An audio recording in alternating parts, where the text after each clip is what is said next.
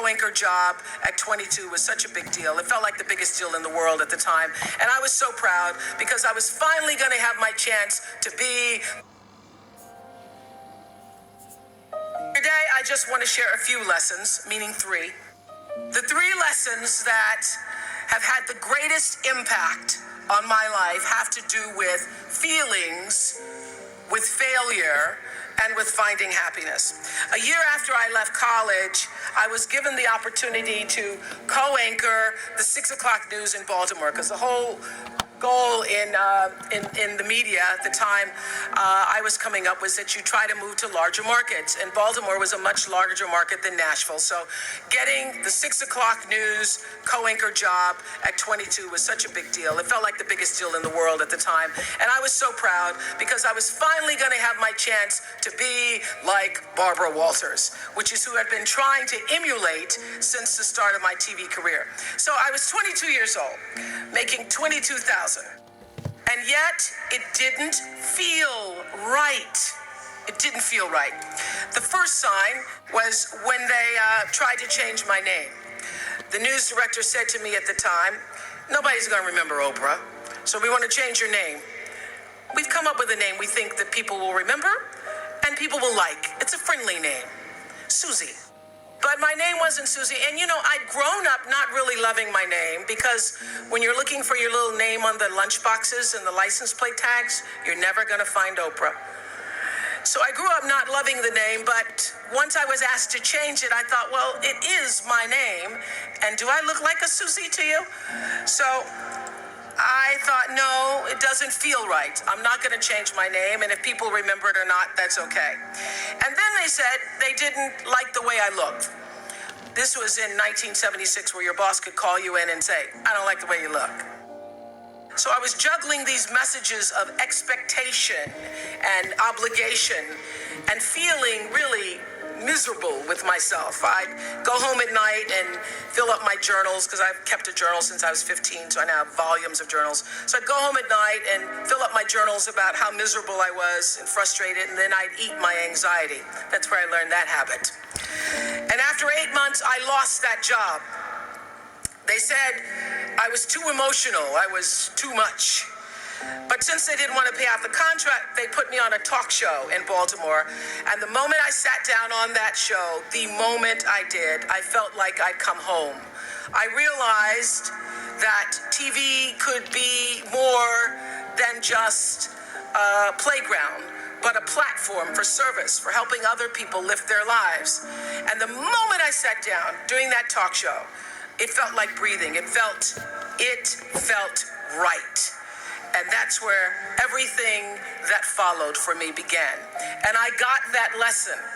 When you're doing the work you're meant to do, it feels right. And every day is a bonus, regardless of what you're getting paid. And how do you know when you're doing something right? How do you know that? It feels so. What I know now is that feelings are really your GPS system for life. When you're supposed to do something or not supposed to do something, your emotional guidance system lets you know. The trick is to learn to check your ego at the door and start checking your gut instead. Every right decision I've made, every right decision I've ever made has come from my gut. And every wrong decision I've ever made was a result of me not listening to the greater voice of myself. If it doesn't feel right, don't do it. That's the lesson. Even doubt means don't. This is what I've learned. There are many times when you don't know what to do. When you don't know what to do, get still. Get very still until you do know what to do. And when you do get still and let your internal motivation be the driver, not only will your personal life improve, but you will gain a competitive edge in the working world as well. Because as Daniel Pink writes in his bestseller, A Whole New Mind, he says we're entering a whole new age, and he calls it the conceptual age, where traits that set people apart today are going to come from our hearts, right brain, as well as our heads. It's no longer just the logical, linear, rules-based thinking that matters, he says. It's also empathy and joyfulness and purpose, inner traits that have transcendent worth. These qualities bloom when we're doing what we love. So when we're involving the wholeness of ourselves in our work, both our expertise and our emotion. So I say to you, forget about the fast lane. If you really want to fly, just harness your power to your passion. Honor your calling. Everybody has one. Trust your heart, and success will come to you. So lesson 1, follow your feelings. If it feels right, move forward. If it doesn't feel right, don't do it. Now I want to talk a little bit about failings, because nobody's journey is seamless or smooth. We all stumble, we all have setbacks. If things go wrong, you hit a dead end, as you will. It's just life's way of saying, time to change course. So ask every failure. This is what I do. Every failure, every crisis, every difficult time, I say, what is this here to teach me? And as soon as you get the lesson, you get to move on. If you really get the lesson, you pass and you don't have to repeat the class. If you don't get the lesson, it shows up wearing another pair of pants or skirt to give you some remedial work. And what I found is that difficulties come when you don't pay attention to life's whisper, because life always whispers to you first. And if you ignore the whisper, sooner or later, you'll get a scream. Whatever you resist persists, but if you ask the right question, not why is this happening, but what is this here to teach me? What is this here to teach me? It puts you in the place and space to get the lesson you need. My friend Eckhart Tolle, who's written this wonderful book called A New Earth, that's all about letting the awareness of who you are stimulate everything that you do. He puts it like this. He says, don't react against a bad situation, merge with that situation instead, and the solution will arise from the challenge. Because surrendering yourself doesn't mean giving up, it means acting with responsibility. Okay, many of you know that, as President Hennessy said, I started this school in Africa. And I founded the school where I'm trying to give South African girls a shot at a future like yours. And I spent 5 years making sure that school would be as beautiful as the students.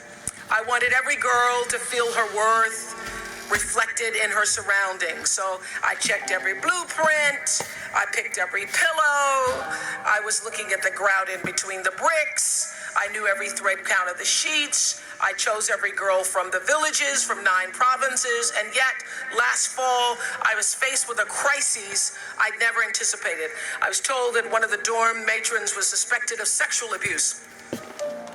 Well, that was, as you can imagine, devastating news. First I cried, actually I sobbed for about a half an hour, and then I said, let's get to it. That's all you get, is a half an hour. You need to focus on the now, what you need to do now. So I contacted a child trauma specialist, I put together a team of investigators, I made sure the girls had counseling and support, and Gail and I got on a plane and flew to South Africa. And the whole time I kept asking that question, what is this here to teach me? And as difficult as that experience has been, I got a lot of lessons. I understand now the mistakes I made because I had been paying attention to all of the wrong things. I built that school from the outside in, when what really mattered was the inside out. So it's a lesson that applies to all of our lives as a whole. What matters most is what's inside. What matters most is the sense of integrity, of quality, and beauty. I got that lesson. And what I know is that the girls came away with something too. They've emerged from this more resilient and knowing that their voices have power. And their resilience and spirit have given me more than I could ever give to them, which leads me to my final lesson, the one about finding happiness. Not a small topic, this is, finding happiness. But in some ways, I think it's the simplest of all. Gwendolyn Brooks wrote a poem for her children. It's called Speech to the Young, Speech to the Progress Toward. And she says at the end, live not for battles won, live not for the end of the song, live in the along. She's saying, like Eckhart Tolle, that you have to live for the present. You have to be in the moment. Whatever has happened to you in your past has no power over this present moment because life is now. But I think she's also saying, be a part of something. Don't live for yourself alone. This is what I know for sure. In order to be truly happy, you must live along with, and you have to stand for something larger than yourself, because life is a reciprocal exchange. To move forward, you have to give back. And to me, that is the greatest lesson of life. To be happy, you have to give something back. So whatever field you choose, if you operate from the paradigm of service, I know your life will have more value and you will be happy. I was always happy doing my talk show, but that happiness reached a depth of fulfillment, of joy that I really can't describe to you or measure when I stopped just being on TV and looking at TV as a job and decided to use television, to use it and not have it use me, to use it as a platform to serve my viewers. That alone changed the trajectory of my success. So I know this, that whether you're an actor, you offer your talent in the way that most inspires art. If you're an anatomist, you look at your gift as knowledge and service to healing. Whether you've been called, as so many of you here today, getting doctorates and other degrees to the profession of business, law, engineering, humanities, science, medicine. If you choose to offer your skills and talent in service, when you choose the paradigm of service, looking at your life through that paradigm, it turns everything you do from a job into a gift.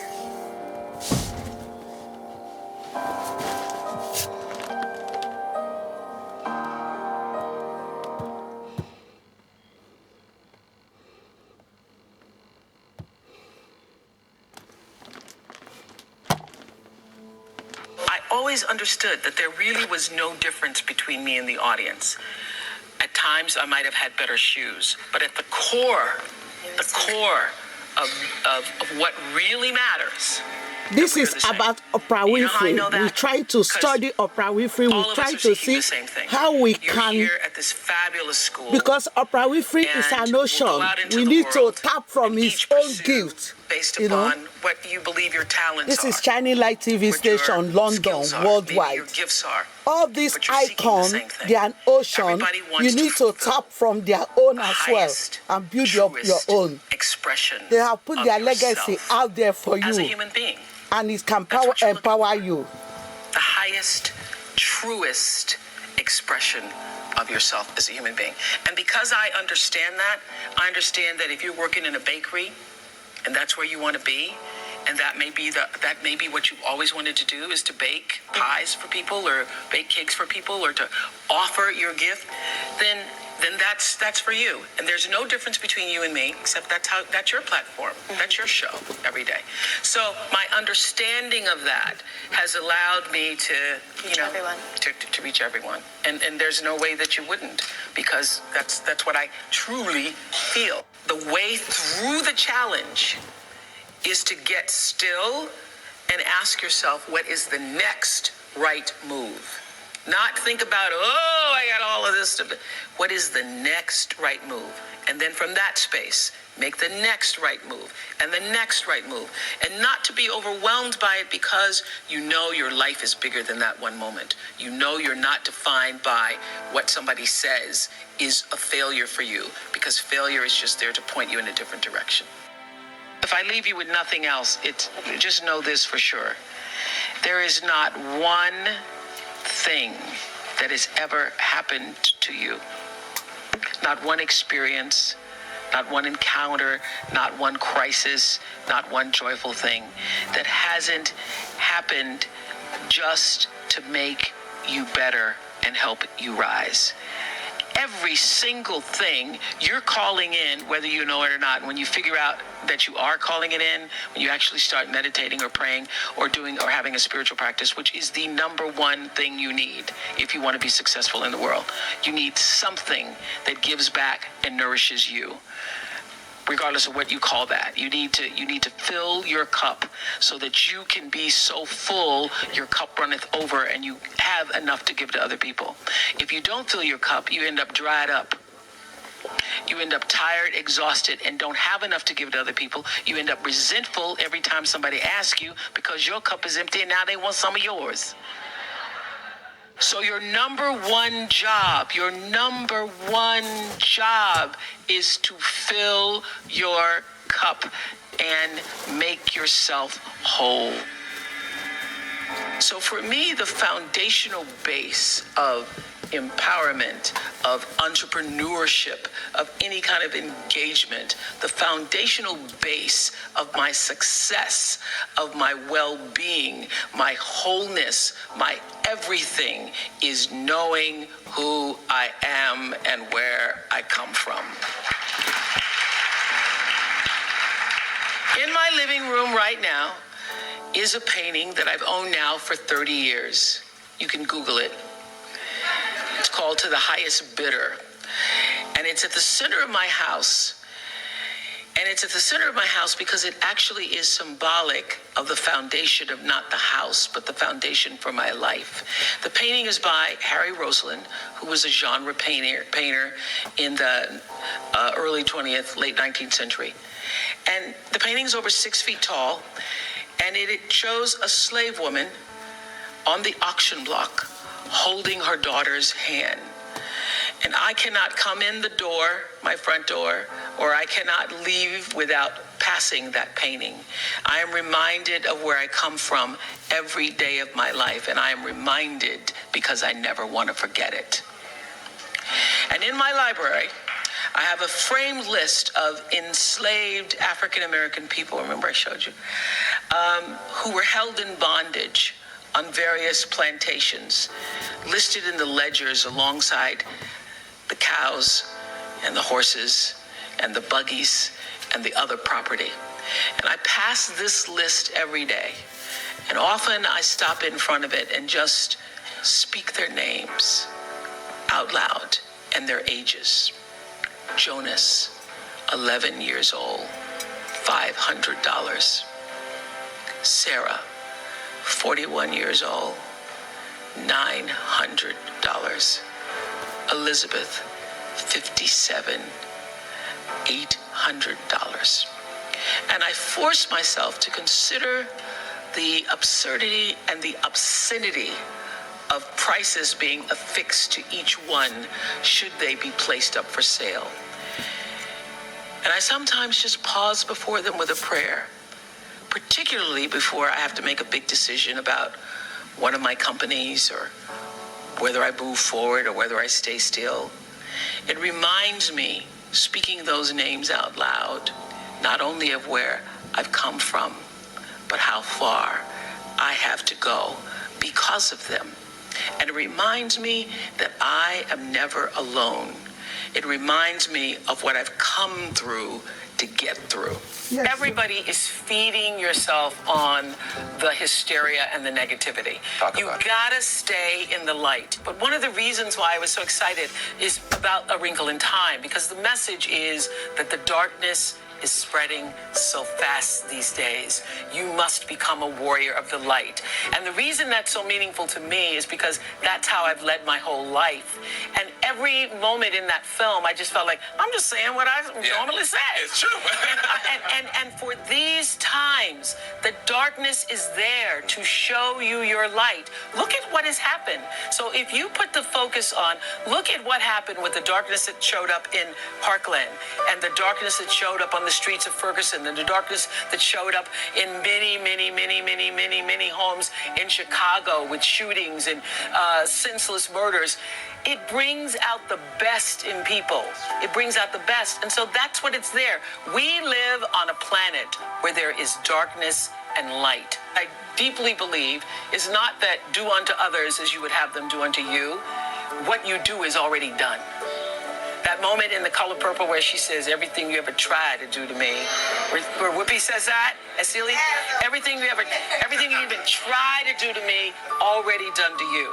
So the third law of motion in physics says that what you're putting out is coming back all the time, regardless of whether you know it or acknowledge it or not. And the number one lesson I could offer you where your work is concerned is this: become so skilled, so vigilant, so flat out fantastic at what you do that your talent cannot be dismissed. You stop comparing yourself to other people.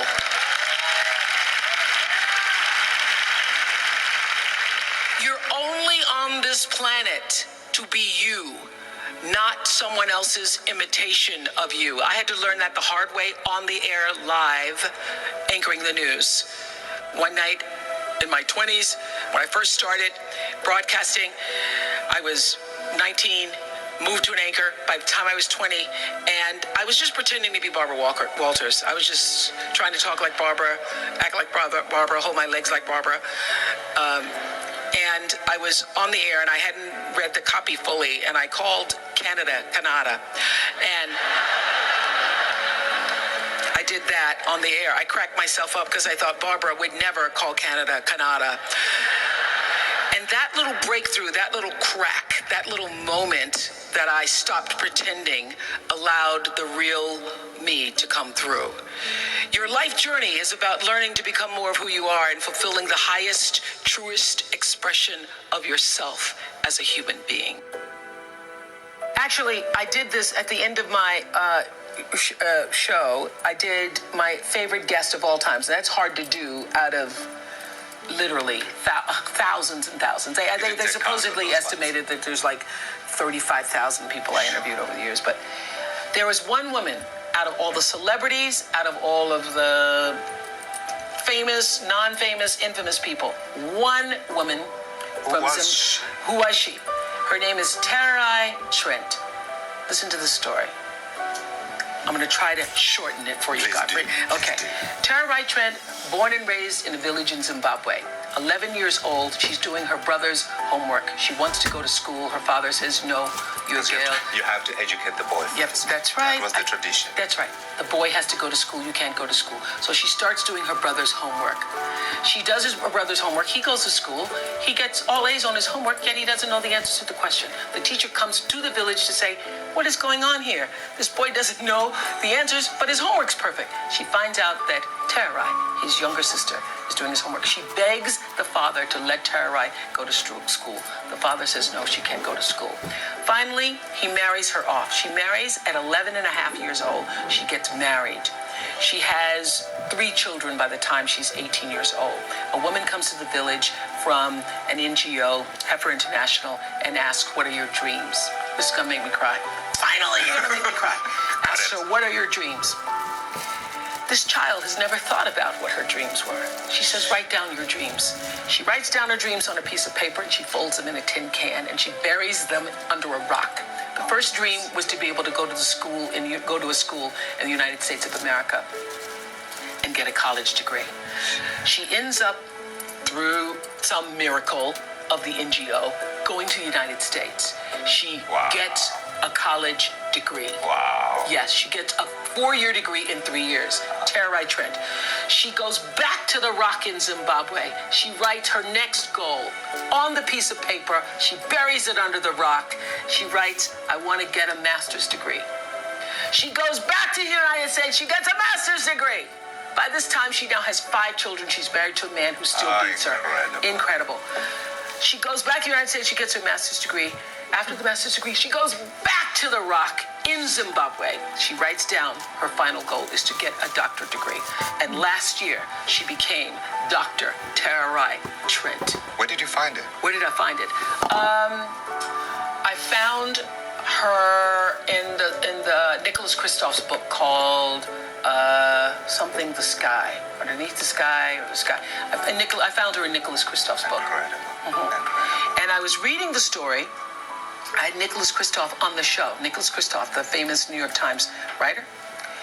And she wasn't there. She wasn't a part of the show. I'm reading the story. I can't believe this book, the story of this woman, as I'm reading the story. So when we go to do the show, the producers have Nicholas Kristof on. They bring on other guests, but this woman isn't there. I go, how could you not have her there?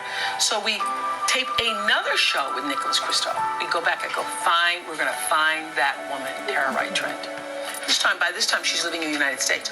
We followed her back to Zimbabwe, to the rock. We pulled the tin can from underneath the rock. And that is my favorite guest of all time. And the worst?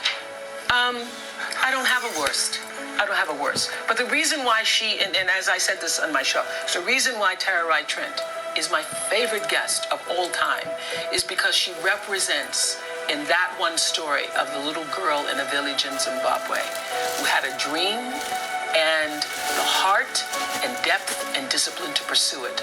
She represents everything I tried to say in every show in 25 years. She literally, through her life story, sums up the message that I was trying to give to every single one of my viewers. You can. Keep trying. Don't give up. You came from very modest circumstances. You didn't come from a wealthy family. Well, modest is not the word. Well, I was trying to be polite. I mean, I was actually poor. And a lot of the girls at my school, actually all the girls from my school are poor. And I was saying to them just recently, I was just in South Africa for a graduation, you all are come from the same circumstances. You were poor. And one of the girls raised her hand and said, I don't like using that word. I go, well, if you're not poor, then you should excuse yourself because that's why I'm paying for you, because you're in my school. So if you're not poor, you don't like the choice of the word. So I don't have a problem with the word.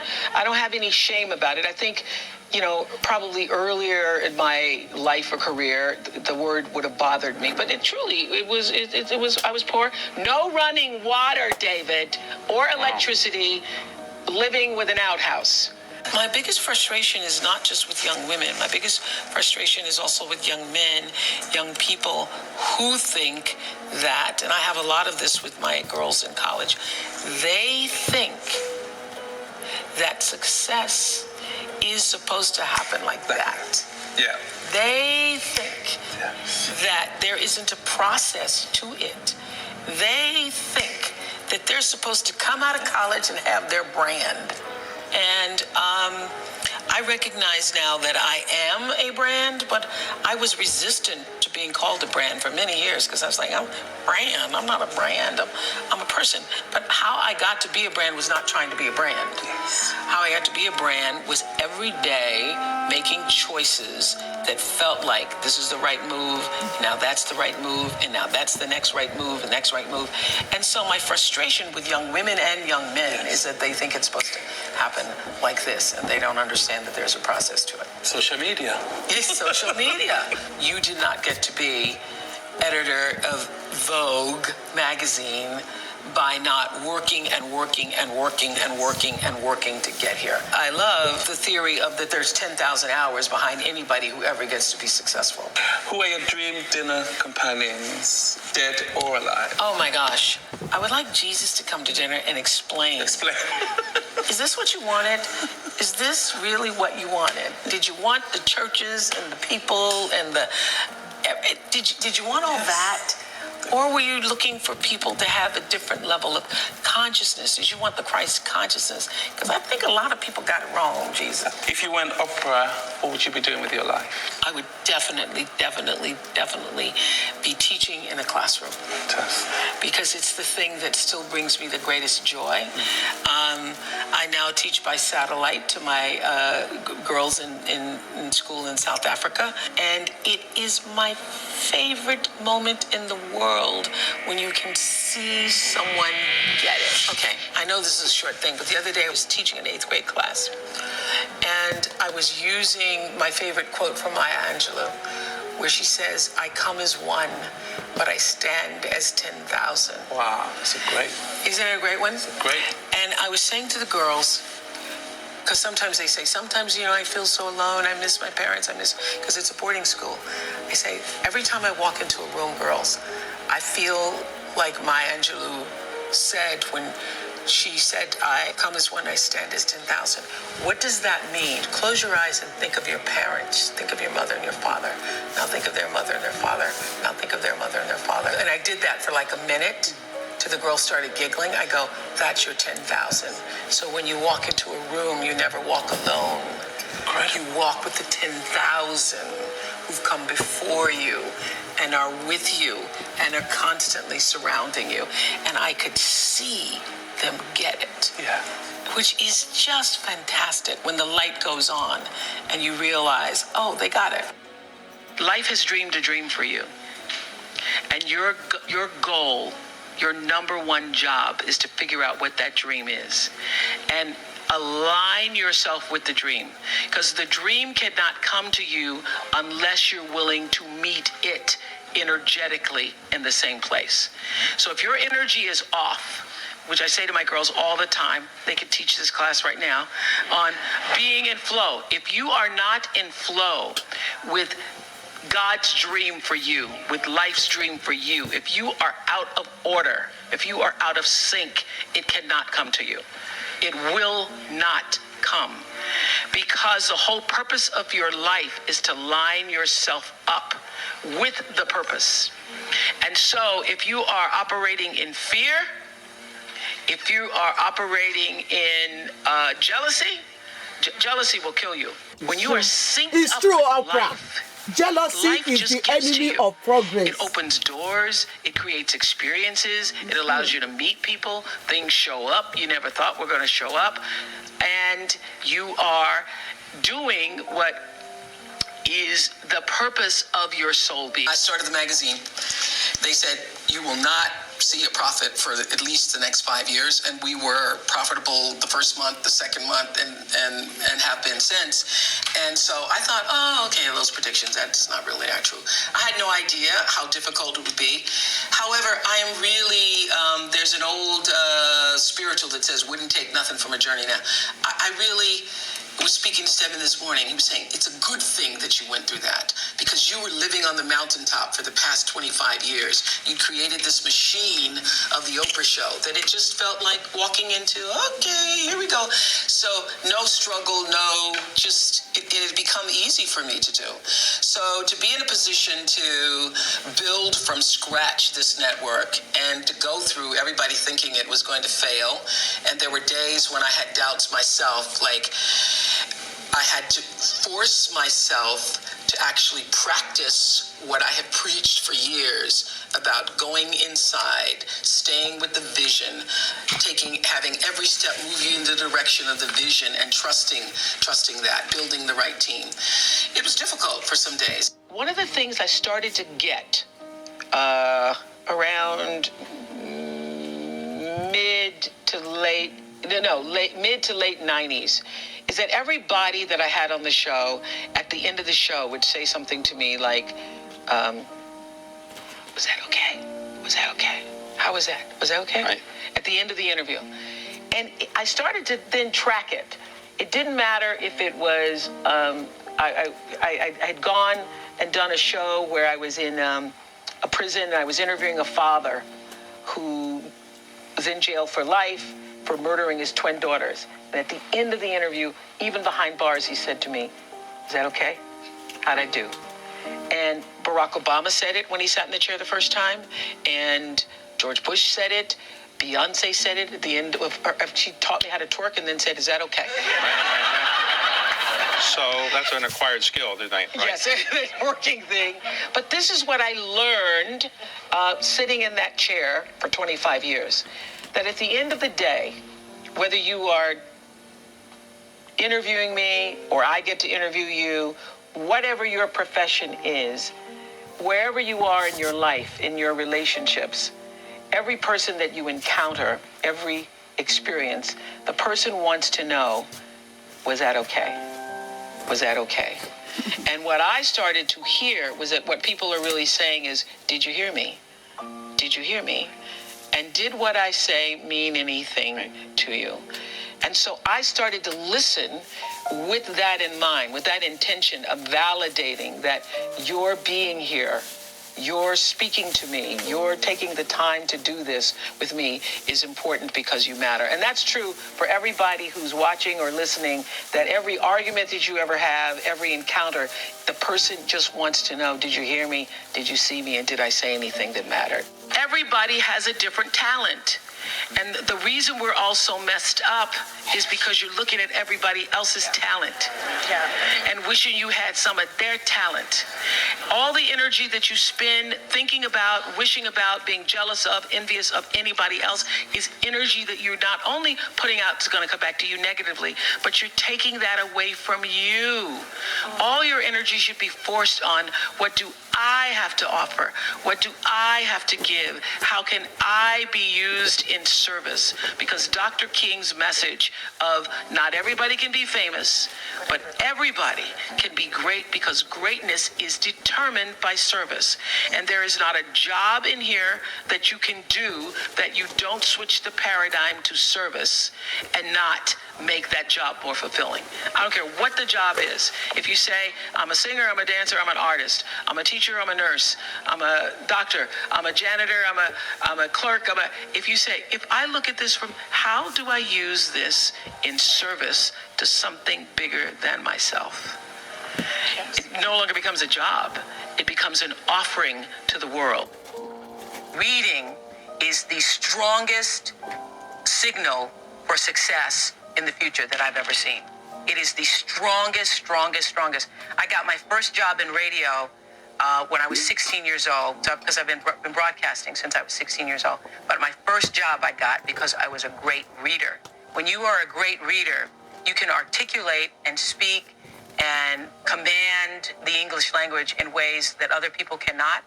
And people think you're a lot smarter than you are, lots of times. Have you ever met a person who was a great reader when they were young who was not successful? You never. It is the absolute best foundation ever in life. The first law is the third law of motion in physics, which says, for every action, there's an equal and opposite reaction. And we showed that very beautifully in The Color Purple. When Miss Seeley says to Mr., everything you even try to do to me is already done to you. That is not just a rhetorical saying, that is law. That is Newton's third law of motion in physics, which says everything that goes out is coming back. It's just like everything that goes up is coming down. May take it a long time to come down, is coming down. Everything that goes out is coming back, it's coming back. So, to answer the power of manifestation and meditation, what meditation does is sync you up with the source. What meditation does is allows you to literally tap into the power that created you, so that you are in alignment with that. And so when you carry that out into the world, everything that you do comes from the center of that alignment that's coming from the source that we call God, we call divine energy, divine intelligence, whatever name you want to give it to, we call life. When you are synced up with life, life just gives to you.